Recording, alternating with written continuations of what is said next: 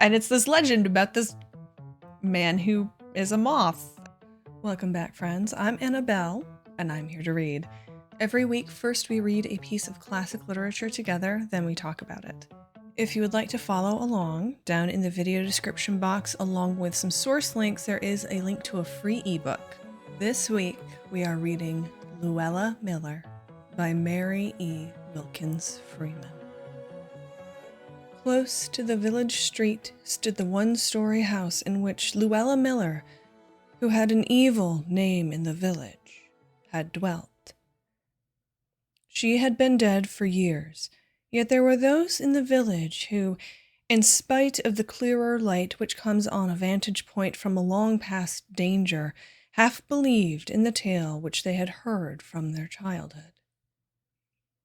In their hearts, although they scarcely would have owned it, was a survival of the wild horror and frenzied fear of their ancestors who had dwelt in the same age with Luella Miller.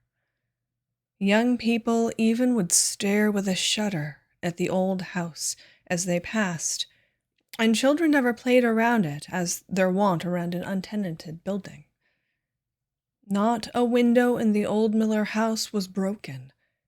The panes reflected the morning sunlight in patches of emerald and blue, and the latch of the sagging front door was never lifted, although no bolt secured it. Since Luella Miller had been carried out of it, the house had had no tenant except one friendless old soul who had no choice between that and the far-off shelter of the open sky. This old woman, who had survived her kindred and friends, lived in the house 1 week. Then one morning no smoke came out of the chimney, and a body of neighbors, a score strong, entered and found her dead in her bed. There were dark whispers as to the cause of her death, and there were those who testified to an expression of fear so exalted that it showed forth the state of the departing soul upon the dead face. The old woman had been hale and hearty when she entered the house, and in 7 days she was dead. It seemed that she had fallen a victim to some uncanny power. The minister talked in the pulpit with covert severity against the sin of superstition. Still, the belief prevailed. Not a soul in the village but would have chosen the almshouse rather than that dwelling. No vagrant, if he heard the tale, would seek shelter beneath that old roof, unhallowed by nearly half a century of superstitious fear. There was only one person in the village who had actually known Luella Miller. That person was a woman well over 80, but a marvel of vitality and unextinct youth. Straight as an arrow, with the spring of one recently let loose from the bow of life, she moved about the streets, and she always went to church, rain or shine. She had never married, and had lived alone for years in a house across the road from Luella Miller's. This woman had none of the garrulousness of age, but never in all her life had she ever held her tongue for any will save her own, and she never spared the truth when she essayed to present it. She it was who bore testimony to the life, evil, though possibly unwittingly or designedly so, of Luella Miller, and to her personal appearance. When this old woman spoke, and she had the gift of description, although her thoughts were clothed in the rude vernacular of her native village, one could seem to see Luella Miller as she had really looked. According to this woman, Lydia Anderson by name, Luella Miller had been a beauty of a type rather unusual in New England. She had been a slight, pliant sort of creature, as ready with a strong yielding to fate and as unbreakable as a willow. She had glimmering lengths of straight fair hair, which she wore looped softly around a long, lovely face. She had blue eyes full of soft, pleading, little slender clinging hands, and a wonderful grace of motion and attitude. Luella Miller used to sit in a way nobody else could if they sat up and studied a week of Sundays, said Lydia Anderson, and it was a sight to see her walk. If one of them willows over there on the edge of the brook could start up and get its roots free of the ground and move off, it would go just the way Luella Miller used to. She had a green shot silk she used to wear, too, and a hat with green ribbon streamers and a lace veil blowing across her face and out sideways, and green ribbon flying from her waist. That was what she came out bride in when she married Erastus Miller. Her name before she was married was Hill. There was always a set of L's in her name, married or single. Erastus Miller was good-looking, too, better looking than Luella. Sometimes I used to think that Luella wasn't so handsome after all. Erastus just about worshipped her. I used to know him pretty well. He lived next door to me, and we went to school together. Folks used to say he was waiting on me, but he wasn't. I never thought he was, except once or twice when he said things that some girls might have suspected meant something. That was before Luella came here to teach the district school. It was funny how she came to get it, for folks said she hadn't any education, and one of the big girls, Lottie Henderson, used to do all the teaching for her while she sat back and did embroidery work on a cambric pocket handkerchief.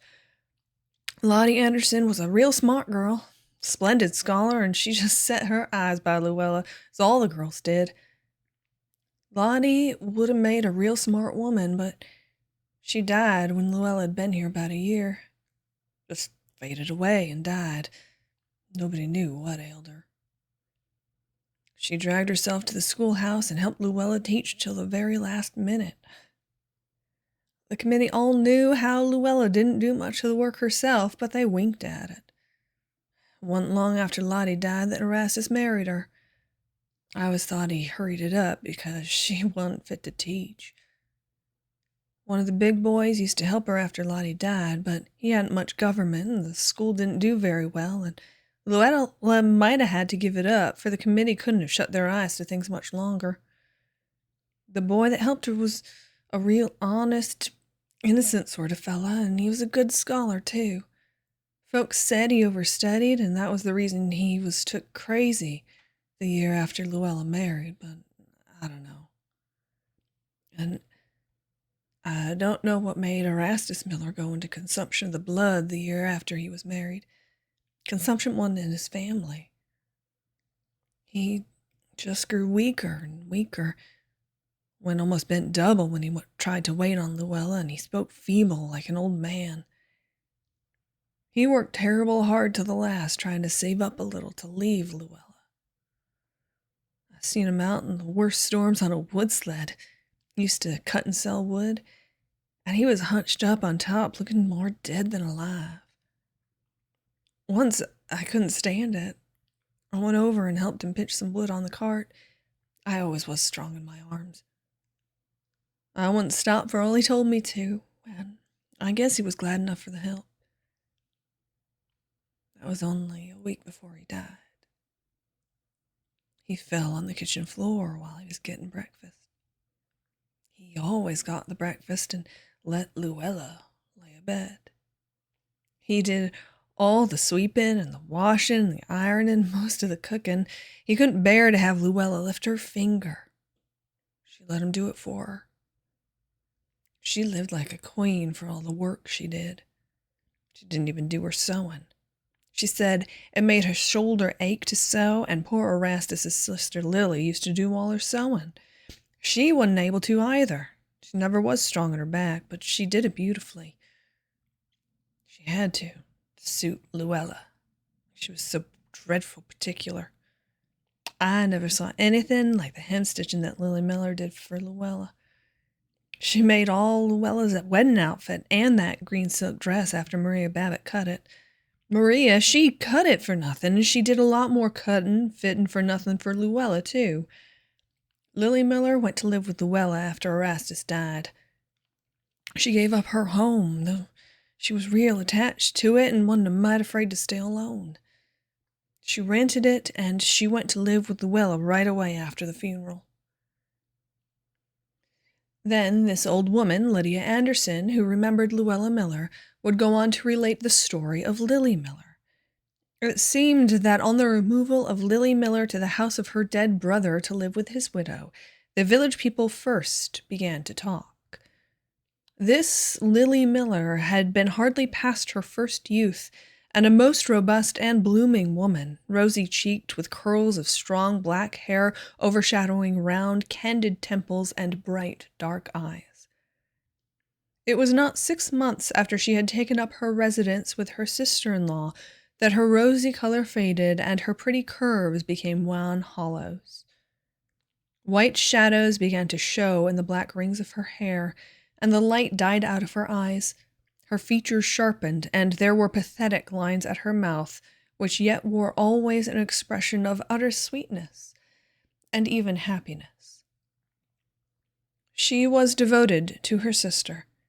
There was no doubt that she loved her with her whole heart, and she was perfectly content in her service. It was her sole anxiety lest she should die and leave her alone. The way Lily Miller used to talk about Luella was enough to make you mad and enough to make you cry, said Lydia Anderson. I've been in there sometimes toward the last when she was too feeble to cook and carried her some blancmange or custard, something I thought she might relish, and she'd thank me, and when I asked her how she was, say she felt better than she did yesterday, and ask me if I didn't think she looked better. Dreadful pitiful. And to say Luella had an awful time taking care of her and doing the work. She wasn't strong enough to do anything. When all the time Luella wasn't lifting her finger. Poor Lily didn't get any care except what the neighbors gave her, and Luella ate up everything that was carried in for Lily. I had it real straight, she did. Luella used to just sit and cry and do nothing. She did act real fond of Lily, and she pined away considerable, too. There was those that thought she'd go into a decline herself. But after Lily died, her Aunt Abby Mixter came. Then Luella picked up, grew fat and rosy as ever. But poor Aunt Abby began to droop, just the way Lily had, and I guess somebody wrote her to her married daughter, Mrs. Sam Abbott, who lived in Barry, for she wrote her mother that she must leave right away and come and make her a visit. But Aunt Abby wouldn't go. I can see her now. She was a real good-looking woman, tall and large, with a big square face and a high forehead that looked of itself kind of benevolent and good. She just tended out on Luella as if she had been a baby. And when her married daughter sent for her, she wouldn't stir 1 inch. She'd always thought a lot of her daughter, too, but she said Luella needed her, and her married daughter didn't. Her daughter kept writing and writing, but it didn't do any good.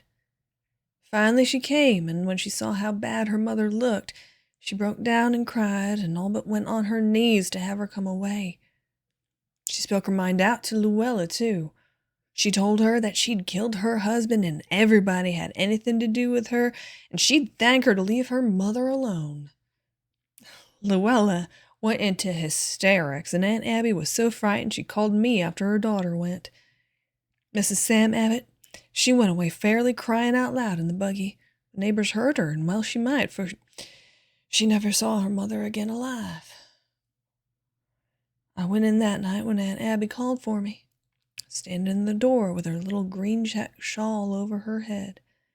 I can see her now. Do come over here, Mrs. Anderson, she sung out, kind of gasping for breath. I didn't stop for anything. Put over as fast as I could, and when I got there was Luella, laughing and crying all together, and Aunt Abby trying to hush her. And all the time she herself was white as a sheet and shaking so she could hardly stand. For the land's sakes, Mrs. Mixter, says I, you look worse than she does. You ain't fit to be out of your bed. Oh, there ain't anything the matter with me, says she. Then she went on talking to Luella. There, don't, poor little lamb, says she. Aunt Abby is here. She ain't going away and leave you. Don't, poor little lamb. "Do leave her with me, Mrs. Mixter, and you get back to bed," says I, for Aunt Abby had been laying down considerable lately, though somehow she contrived to do the work. "I'm well enough," says she. "Don't you think she'd better have the doctor, Miss Anderson?" "The doctor," says I. "I think you had better have that doctor. I think you need him much worse than some folks I could mention." And I looked straight at Luella Miller, laughing and crying and going on as if she was the center of all creation. All the time she was acting so, seemed as if she was too sick to sense anything. She was keeping a sharp lookout as to see how we took it out of the corner when I see her. You could never cheat me about Luella Miller. Finally, I got real mad and run home and got a bottle of valerian I had, poured some boiling hot water and a handful of catnip, and mixed that catnip tea with most a half a wineglass of valerian, went with it over to Luella's. I marched up to Luella, holding out that cup all smoking. "Now," says I, "Luella Miller, you swaller this." What is it?" she sort of screeches out. Then she goes off a-laughing enough to kill. Poor little lamb," says Aunt Abby, standing over her all kind of tottering, trying to bathe her head with camphor. "You swaller this right down," says I. I didn't waste any ceremony. I just took hold of Luella Miller's chin, I tipped her head back, caught her mouth open with laughing, clapped that cup to her lips, and I fairly hollered at her, "Swaller, swaller, swaller," and she gulped it right down. She had to, and I guess it did her good. Anyhow, she stopped crying and laughing and let me put her to bed. She went to sleep like a baby inside of half an hour. That was more than poor Aunt Abby did. She lay awake all that night, and I stayed with her, though she tried not to have me. She said she wasn't sick enough for watchers. But I stayed, made some good cornmeal gruel, and I fed her a teaspoon every little while all night long. It seemed to me as if she was just dying from being all worn out. In the morning, as soon as it was light, I ran over to the Bisbees, and I sent Johnny Bisbee for the doctor. I told him to tell the doctor to hurry.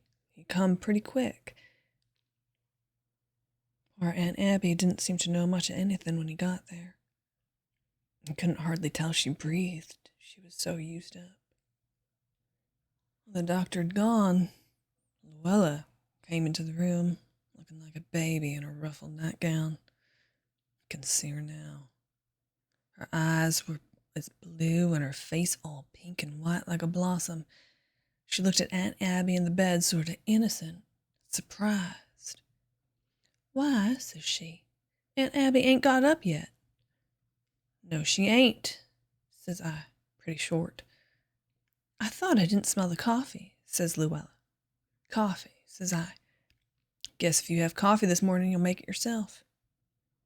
"I never made the coffee in all my life," says she, dreadful astonished.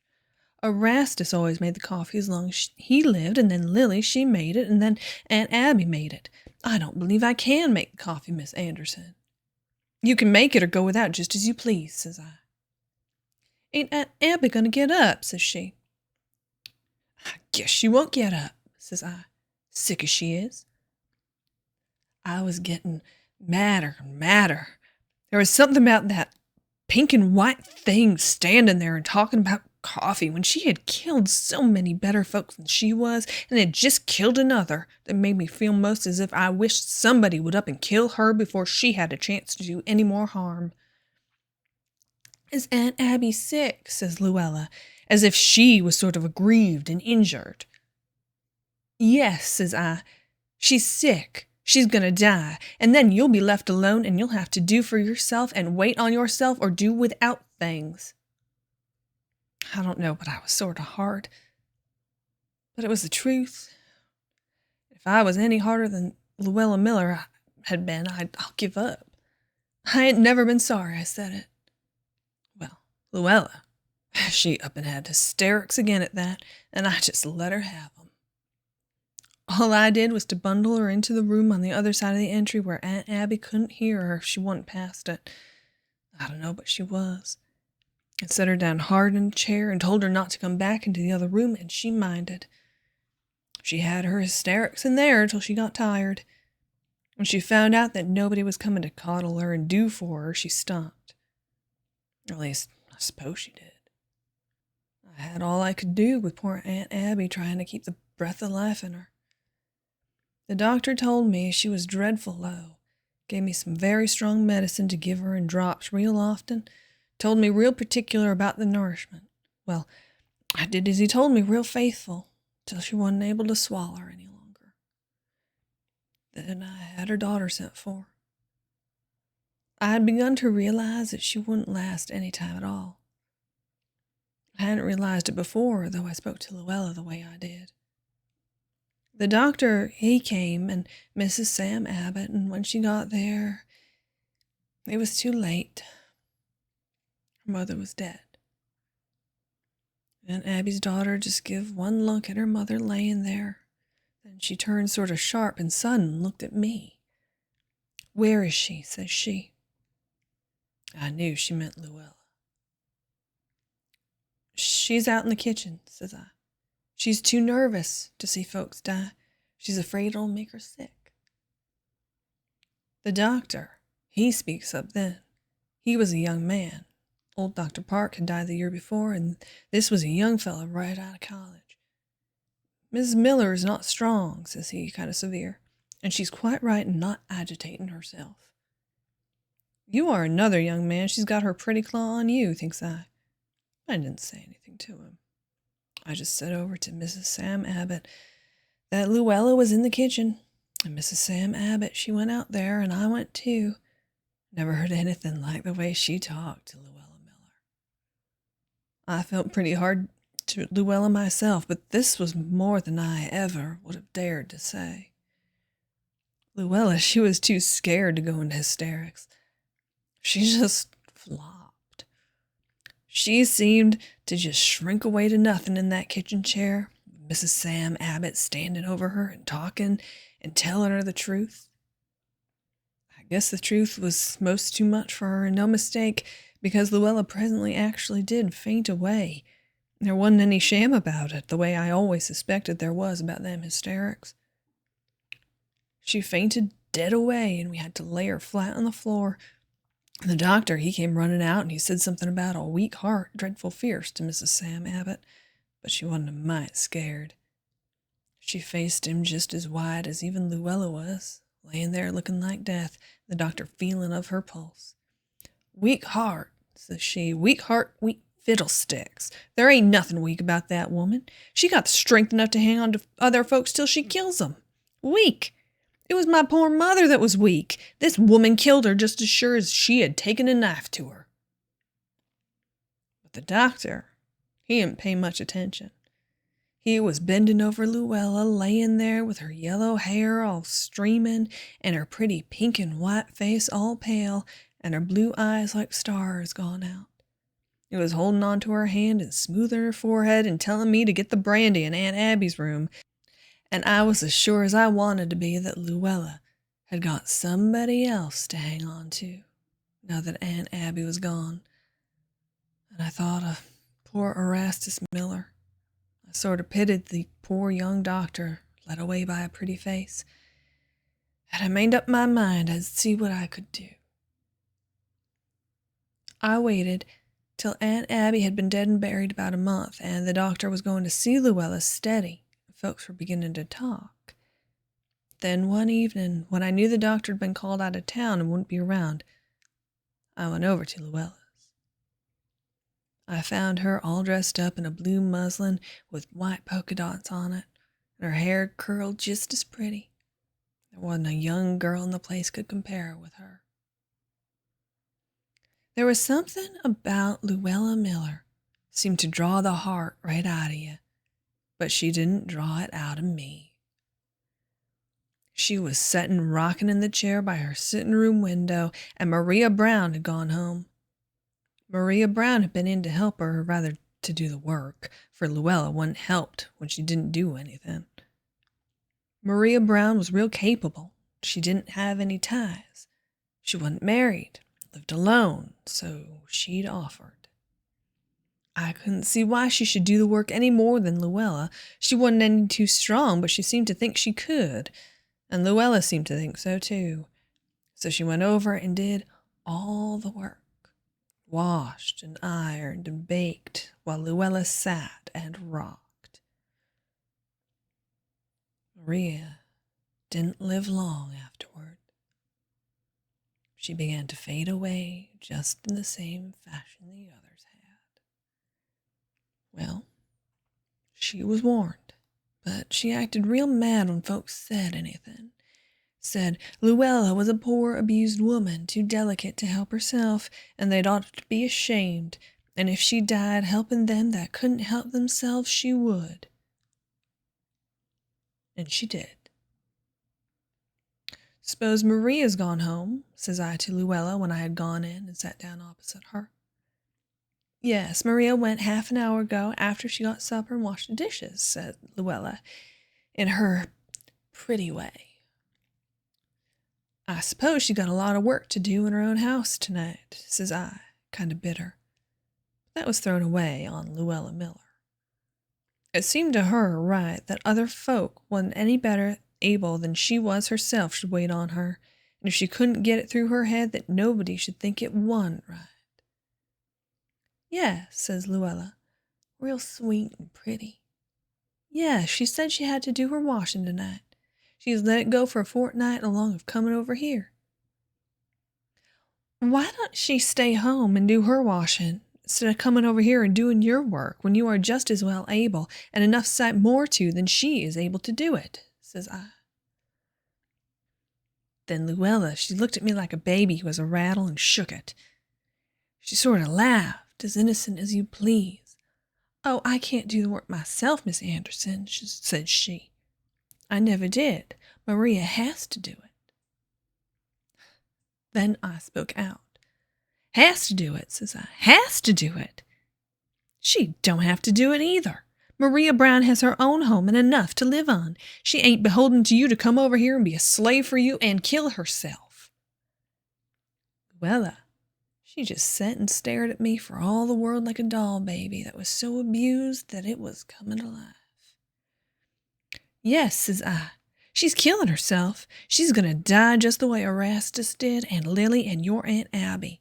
You're killing her just as you did them. I don't know what there is about you, but you seem to bring a curse," says I. "You kill everybody that is fool enough to care anything about you and do for you." She stared at me. She was pretty pale. "And Maria ain't the only one you're going to kill," says I. "You're going to kill Dr. Malcolm before you're done with him." And a red color came flaming all over her face. "I ain't going to kill him either," says she. She began to cry. "Yes, you be," says I. Then I spoke as I had never spoke before. "You see, I felt it on account of Erastus. I told her she hadn't any business to think of another man after she'd been married to one that had died for her. She was a dreadful woman, and she was, that's true enough. Sometimes I've wondered lately if she knew it. If she wasn't like a baby with scissors in its hand cutting everybody without knowing what it was doing." Luella, she kept getting paler and paler. She never took her eyes off my face. There was something awful about the way she looked at me and never spoke one word. After a while, I quit talking and I went home. I watched that night, but her lamp went out before 9 o'clock. When Dr. Malcolm came driving past and sort of slowed up, he see there wasn't any light and he drove along. I saw her sort of shy out of meeting the next Sunday, too, so he couldn't go home with her. And I begun to think maybe she did have some conscience after all. It was only a week after that Maria Brown died. Sort of sudden at the last, though everybody had seen it coming. Well, then there was a good deal of feeling and pretty dark whispers. Folks said the days of witchcraft had come again, and they were pretty shy of Luella. She acted sort of offish to the doctor, and he didn't go there. There wasn't anybody to do anything for her. I don't know how she did get along. I wouldn't go in there and help her, not because I was afraid of dying like the rest. I thought she was just as well able to do her own work as I was able to do it for her. I thought it was about time she did it and stopped killing other folk. But it wasn't very long before folks began to say that Luella herself was going into a decline, just the way her husband and Lily and Aunt Abby and the others had. And I saw myself that she looked pretty bad. I used to see her going past from the store with a bundle as if she could hardly crawl. But I remembered how Erastus used to wait and tend when he couldn't hardly put one foot before the other. And I didn't go out and help her. But at last, one afternoon, I saw the doctor come driving up like mad with his medicine chest, and Mrs. Babbitt came in after supper and said that Luella was real sick. I'd offered to go in and nurse her, says she, but I got my children to consider, and maybe it ain't true what they say, but it's queer how many folks that have gone and done for her have died. I didn't say anything, but I considered how she had been Erastus's wife, and how he had set his eyes by her. I made up my mind to go in the next morning, unless she was better, and see what I could do. But the next morning, I see her at the window, and pretty soon she came stepping out as spry as you please. And a little afterwards, Mrs. Babbitt came in and told me that the doctor had got a girl from out of town, Sarah Jones, to come there, and she said she was pretty sure that the doctor was going to marry Luella. I saw him kiss her in the door that night myself, and I knew it was true. The woman came that afternoon, and the way she flew around it was a caution. I don't believe Luella had swept since Maria died. She swept and dusted and washed and ironed. Wet clothes and dusters and carpets were flying over there all day, and every time Luella set her foot out when the doctor wasn't there, there was Sarah Jones, helping of her up and down the steps as if she hadn't learned how to walk. Well, everybody knew that Luella and the doctor were going to be married, but it wasn't long before they began to talk about his looking so poorly, just as they had about the others. And they talked about Sarah Jones, too. Well, the doctor did die, and he wanted to be married first, so as to leave what little he had to Luella, but he died before the minister could get there, and Sarah Jones died a week afterward. Well, that wound up everything for Luella Miller. Not another soul in the whole town would lift a finger for her. There got to be a sort of panic. Then she began to droop in good earnest. She used to have to go to the store herself, for Mrs. Babbitt was afraid to let Tommy go for her, and I seen her going past and stopping every 2 or 3 steps to rest. Well, I stood it as long as I could, but one day I see her coming with her arms full and stopping to lean against the Babbitt fence. I run out and took her bundles and carried them to her house. Then I went home and never spoke one word to her, though she called after me dreadful, kind of pitiful. Well, that night, I was taken sick with a chill, as sick as I wanted to be for 2 weeks. Mrs. Babbitt had seen me run out to help Luella, and she came in and told me I was going to die on account of it. I didn't know whether I was or not, but I considered I had done right by Erastus's wife. That last 2 weeks, Luella, she had a dreadful hard time, I guess. She was pretty sick, and as near as I could make out, nobody dared to go near her. I don't know if she was really needing anything very much, for there was enough to eat in her house, and it was warm weather. She made out to cook a little flour gruel every day, I know. But I guess she had a hard time, that she had been so petted and done for all her life. When I got so I could go out, I went over there one morning. Mrs. Babbitt had just come in to say she hadn't seen any smoke, and she didn't know but it was somebody's duty to go in. But she couldn't help thinking of her children. And I got up, though I hadn't been out of the house for 2 weeks.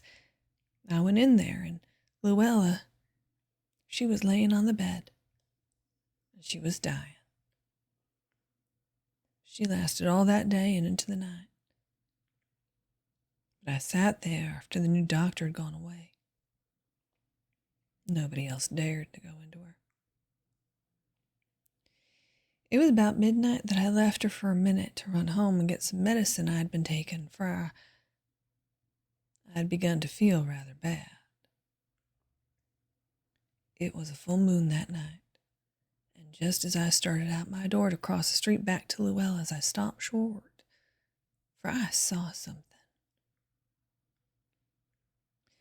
Lydia Anderson at this juncture always said with a certain defiance that she did not expect to be believed, and then proceeded in a hushed voice. I saw what I saw, and I know I saw it, and I will swear on my deathbed that I saw it. I saw Luella Miller, and Erastus Miller, and Lily, and Aunt Abby, and Maria, and the doctor, and Sarah all going out of her door. And all but Luella shone white in the moonlight.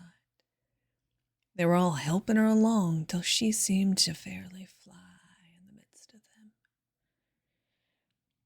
Then it all disappeared. I stood a minute with my heart pounding, then I went over there. I thought of going for Mrs. Babbitt, but I thought she'd be afraid, so I went alone, though I knew what had happened. Luella was laying real peaceful, dead on her bed. This was the story that the old woman Lydia Anderson told, but the sequel was told by the people who survived her, and this is the tale which has become folklore in the village. Lydia Anderson died when she was 87. She had continued wonderfully hale and hearty for one of her years until about 2 weeks before her death. One bright moonlit evening, she was sitting beside a window in her parlor when she made a sudden exclamation, and was out of the house and across the street before the neighbor who was taking care of her could stop her. She followed as fast as possible and found Lydia Anderson stretched on the ground before the door of Luella Miller's deserted house. And she was quite dead. The next night there was a red gleam of fire athwart the moonlight, and the old house of Luella Miller was burned to the ground. Nothing is now left of it, except a few old cellar stones and a lilac bush, and in summer a helpless trail of morning glories among the weeds, which might be considered emblematic of Luella herself. The end. Luella Miller was initially published in 1902 in Everybody's Magazine, which is a frequent place where Mary E. Wilkins Freeman liked to publish things, and it cracks me up every time we come across it. It's Everybody's Magazine. It almost has like a framing story of this narrator who's describing what's going on with Lydia Anderson, and then you have Lydia Anderson, this older lady, telling us all about Luella Miller because nobody else remembers. And that in itself adds kind of an interesting twist to the story. We can't be totally sure that Lydia Anderson is necessarily being truthful. It seems that from the start, because she says that thing about Erastus sort of maybe said some stuff to her that some girls might have thought was serious, but then he married Luella. Lydia Anderson kind of has reason to not enjoy Luella's company. Like, all these people in Luella's orbit die, but at the same time, people die. If there's one thing that's sure about life, it's that everybody dies. And then at the same time, I feel like we've all known the Debbie Downer sort of character in our lives where they just kind of suck all the energy out of the room as like a psychic vampire. And this is kind of an example of very early, like almost proto-folk horror, Folk horror kind of combines horror with local folklore, which to me, one of the best examples of folk horror is the whole story of the Mothman. It's centered in a very specific place, Point Pleasant, West Virginia, and it's this legend about this man who is a moth. A lot of places don't have a moth, like the legend of the Mothman that you can go and see. My area, everyone says that Lake Lanier is haunted. And part of that is rooted in the history of Lake Lanier. But the thing about folk horror is that it's usually centered around a smaller area. By the time this was published in 1902, Mary E. Wilkins Freeman was already pretty well known for her writing. Like, she was considered a pretty decent writer. She had that kind of like proto-feminist thing going on. A New England Nun and Other Stories was published in 1892, so she had a pretty decent body of work under her belt. And at the time of this story's publication, she was a newlywed and she had just moved in with her husband to the house which is currently known as the Mary E. Wilkins Freeman House in New Jersey. The New Jersey part is important, and we will get back to that in a second. But Mary E. Wilkins Freeman is either known as kind of a local color writer, or else she is a part of the American literary regionalist movement. And in both cases, they're kind of wrapped up in a particular geographic location. It's just that one has a scholarly cachet, you know. Academics can be really weird and gatekeepy sometimes. But within that local color, it's very important to note Mary lived most of her life in New Jersey, and just a lot of her stories are set in either, you know, in ill-defined New England area or very specifically New Jersey. I don't usually talk about, you know, my decisions as a narrator and things like that. I feel weird talking about that. But in this particular instance, it's actually important to talk about it. A New Jersey accent is not considered, you know, the folksy sort of accent that it once was. Now, when you hear a Jersey accent, it doesn't evoke, you know, small town Americana. It evokes, you know, Paulie Walnuts from The Sopranos. He's asking me, I'm telling him. Or like Snooki and The Situation from the Jersey Shore, or Janice from Friends. Oh my God, Luella Miller. And to be fair, part of the reason that I elected to not go with a Jersey accent in this particular reading is because I'm not particularly great at a Jersey accent. Like, I don't want to laud my nondescript Appalachian style Southern accent, and that just doesn't jive with, you know, the small town, local color, this older lady telling you all about the thing. And here's the funny thing about this particular story is that if you go back and read it, it's very clearly intended to be read where Lydia Anderson has a thick New Jersey accent. If one of them willows over there on the edge of the brook could start up and get its roots free of the ground and move off, it would go just the way Luella Miller used to. And you get this kind of coffee talk kind of feeling in there. Is coffee talk too dated of a reference? Talk amongst yourselves. I honestly don't know. It's funny because we've also not even so much from like the small town kind of thing, but also we've kind of conditioned ourselves to think of the South and Southerners in general as being kind of low-key sinister, which I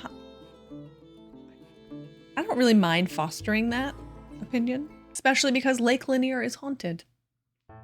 If you enjoyed this spooky story for Halloween, make sure to leave a thumbs up down below so that I know that you like it, and maybe we'll do some more stories like this in the future.